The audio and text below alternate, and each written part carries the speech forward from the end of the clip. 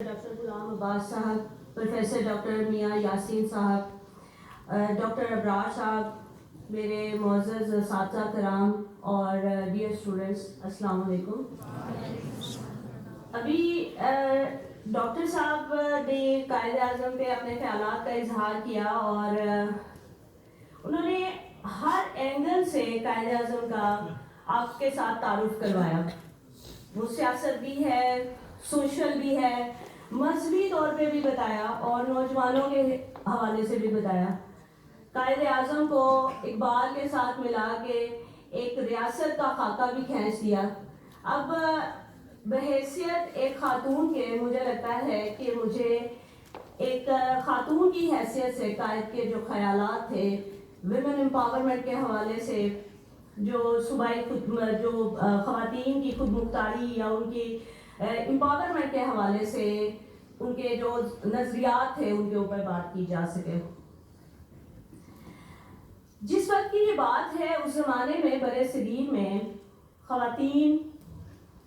بہت زیادہ سوشلی یا معاشرتی تنہائی، جسے انگریزی زبان میں سیکلوژن کہتے ہیں، اس کا شکار تھیں۔ شدید پردہ اور بہت سارے ریفارمرز نے خواتین کے حوالے سے کام بھی کیا، جیسے ڈپٹی نذیر احمد نے ناولز لکھے کہ خواتین کو چار دیواری میں رہتے ہوئے اپنے حالات و واقعات کو سدھارنے کا موقع ملنا چاہیے۔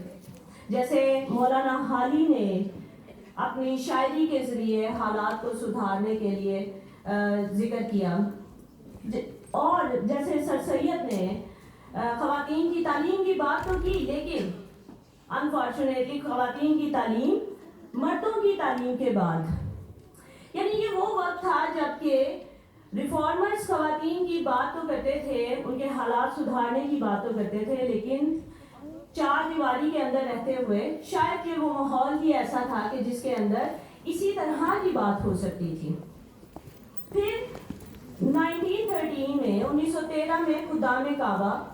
اور اس کے بعد 1917 میں جب خلافت موومنٹ شروع ہوئی اور علی برادران کی بی اما کے ذریعے مسلمان خواتین کو ایک عملی سیاست میں قدم رکھنے کا موقع ملا، لیکن بی اما نے اس میں یہ ظاہر کرنے کی کوشش کی کہ خواتین پردے میں رہتے ہوئے بھی عملی سیاست میں حصہ لے سکتی ہیں۔ یہ قائد اعظم تھے جنہوں نے معاشرے میں خواتین کے روایتی کردار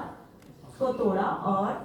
ایک حقیقی معنوں کی تبدیلی کے لیے کوشش شروع کی۔ اس سلسلے میں عالمی طور پہ بھی پہلی جنگ عظیم نے بھی کردار ادا کیا،